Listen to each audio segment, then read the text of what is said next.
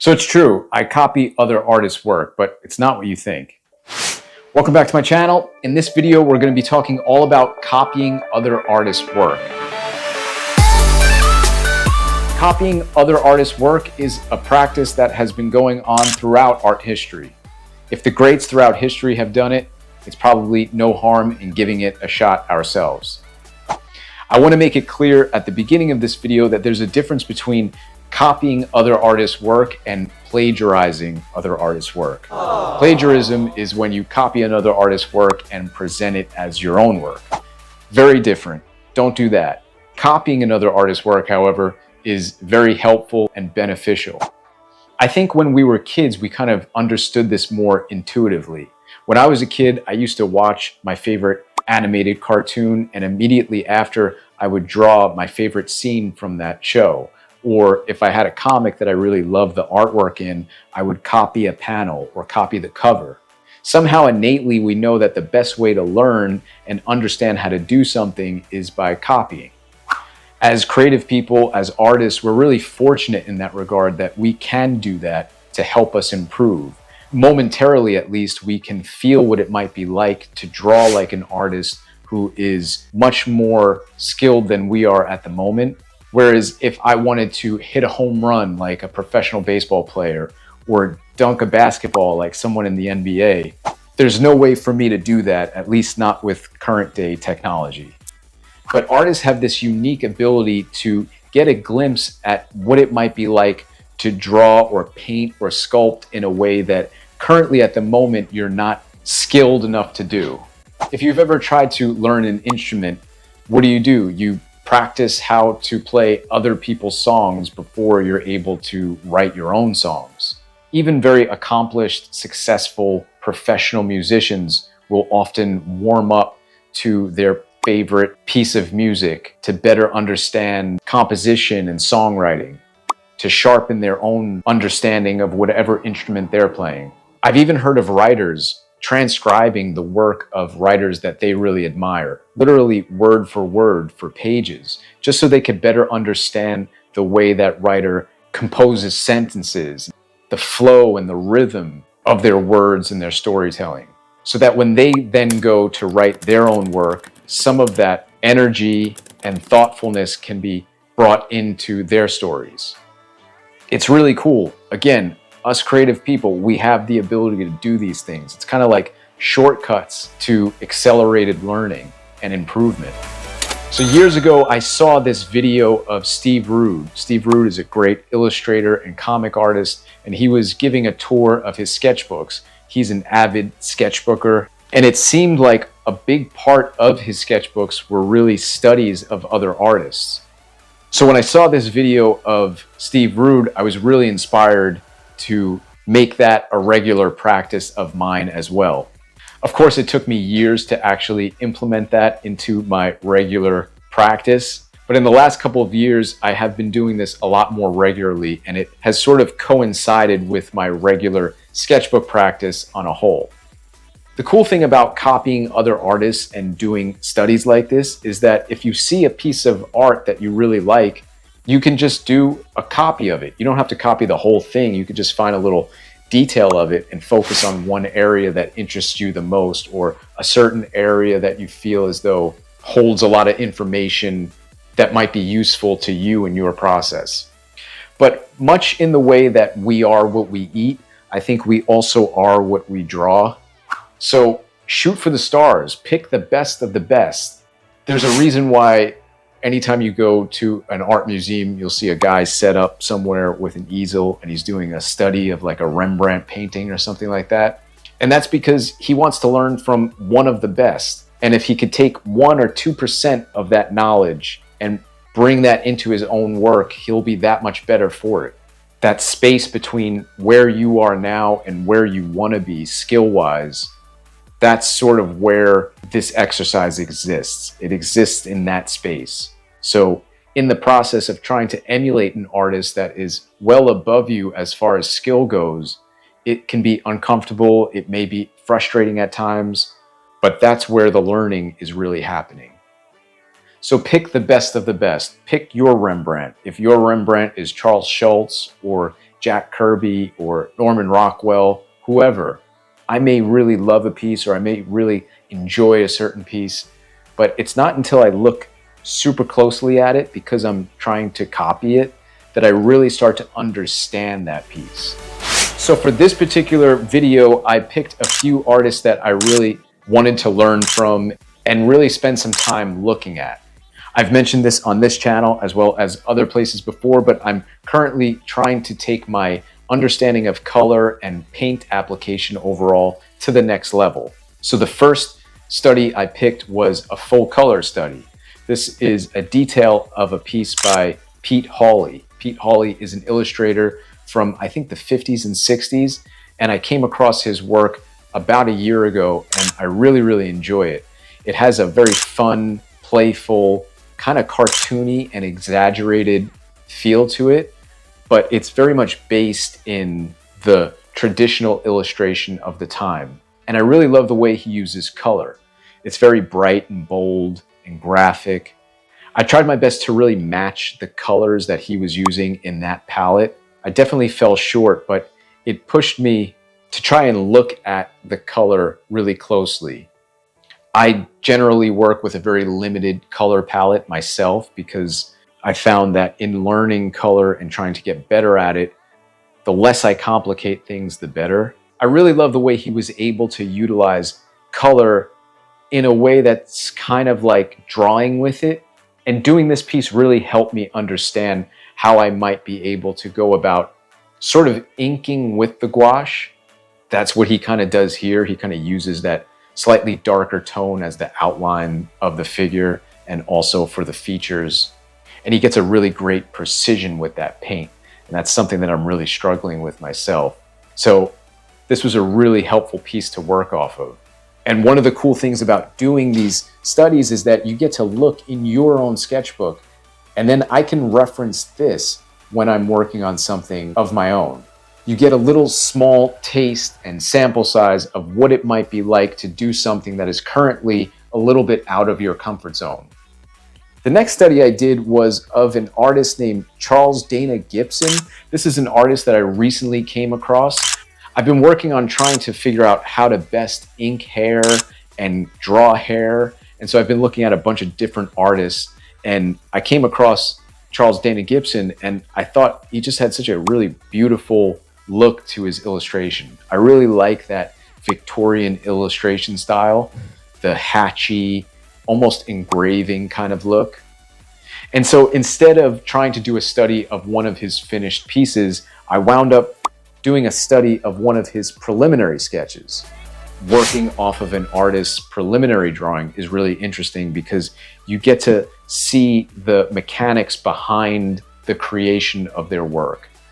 In my own work and in others' work, there's a really great sense of energy sometimes in those preliminary drawings that's sometimes hard to bottle and capture and bring into your final art.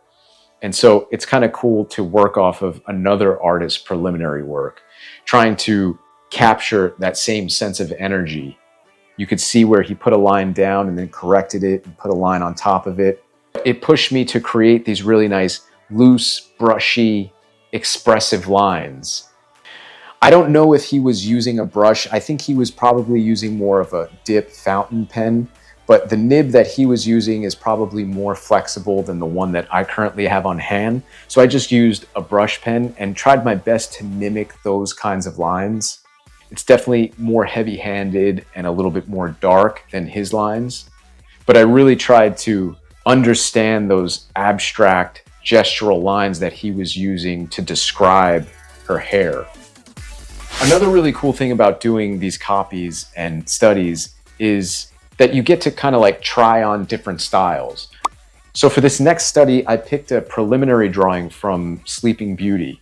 Unfortunately, I can't credit this artist because I couldn't find a credit attached with it. But because it's Sleeping Beauty and it's from this era, I'm assuming that it was one of the 9 old men from the Disney animation studios. There's something so beautiful, precise, and simple about this execution. This was actually the hardest one for me to work on in this set.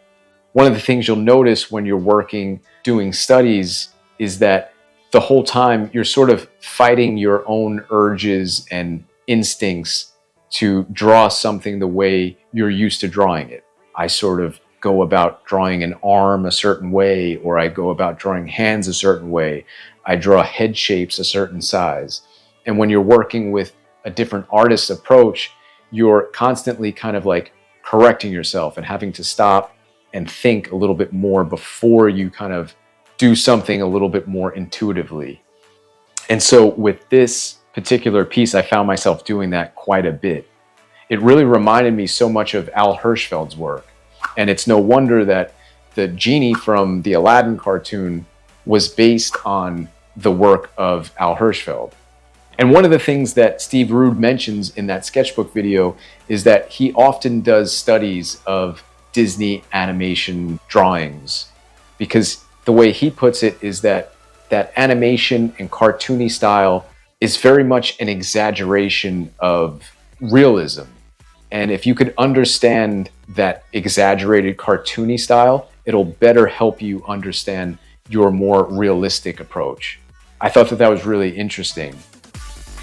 Up next was Big John Buscema. I love John Buscema's work. I think he's like an old school illustrator, like a Norman Rockwell or a J.C. Leyendecker, who kind of infiltrated the comics world. He has such a strong understanding of figure construction, dynamic drawing. He inks like a painter. He just has such a confident, well understood approach to drawing. So this was a really fun one to work on because I really wanted to emphasize the penciling portion of this. It really reminded me in so many ways of how to draw comics the Marvel way. It reminded me of how much his imprint is all over that book. The expressiveness of the way he positions those hands and the feet, the overall gesture of that body, it was something that I really tried hard to capture. And I also just love the inking approach. He's not afraid to black out full areas, like that back leg right there almost goes completely to black and it's just lit on one side. For me, that's just real confident drawing, real confident inking. And I don't know how he drew that face so expressive and strong. It's so awesome. I fell really short with my version. But if you're not already a huge fan of John Buscema, I recommend looking up his sketch work.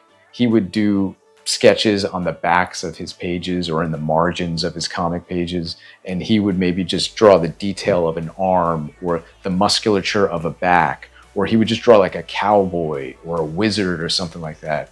And that work is just so incredible. It also shows that he was always just practicing and drawing. Awesome stuff, super inspiring.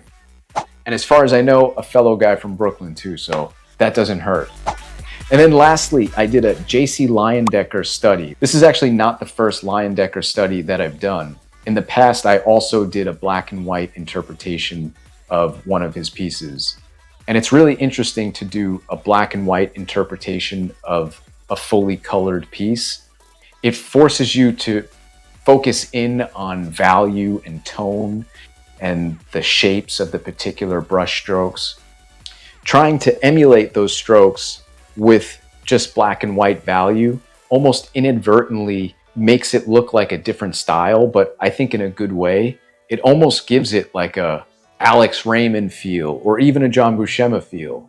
J.C. Leyendecker is such an incredible illustrator, a predecessor of Norman Rockwell, both very well known for their Saturday Evening Post covers. J.C. Leyendecker has such a unique, recognizable style. I love the way he uses angular shapes to describe folds and drapery. It's an incredibly bold style. I think it really certainly set him apart from other illustrators of the time, and he went on then to influence generations afterwards as well. I also really love the interaction between the two figures in this piece. It's a beautiful image. I think there's a lot of emotion and feeling behind it. I also love that you can't see one of the characters' faces, but you understand the feeling behind that character. Super inspiring, and I love doing studies of Leyendecker's work. So there you have it. This was a really fun exercise. I don't know if you regularly do studies of other artists' work or if you've never done this before. I would love for you to let me know in the comments though. If you've never done studies of other artists' work before, hopefully this video inspired you to maybe give it a try. I'll tell you this, it's gonna be a lot of fun and you're gonna learn a lot more than you would and a lot faster than you would reading about someone's process or watching a video on how to make art. The best way to learn as far as art goes is by doing. All the information, all the secrets, if you will, are in the lines that these artists put down. And if we can try and imitate these lines, these brushstrokes, these compositions, somewhere along the way, I think we kind of internalize a much deeper understanding of their process. And like I said earlier, even if you're able to take 1 to 2% of that artist's genius and bring it into your work, you're that much better for it. So again, I hope this inspires you to give this a shot if you've never done it before. If you used to do this and haven't done it in a while, I also hope this inspires you to dust off your sketchbook and maybe give this a try. Oh, by the way, I used a variety of different supplies and tools to work on these studies, and I know I get a lot of questions often about what brush or what pen I use. I'm going to leave all those links in the description. Also, if there's some stuff that I forgot about, which I often do after I record these videos, I'll leave that information in the description as well. If there's a cool article I might point you to or a cool video to watch, I'll leave all that in the description. If you have any other questions or comments about this topic, please do leave them in the comment section below. Like I say in a lot of my videos, I want to keep this channel being very much like a community where we could all kind of talk and share ideas, ask questions. It's fun for me and informative. I hope it is for you as well. Also, if you could like the video, that really helps with the whole algorithm stuff. If you're not subscribed and you like this content, please think about subscribing. Maybe you'll like some of my other stuff. And I think that's all I got for now. As always, thanks so much for watching, and I'll catch you in the next one. Take care.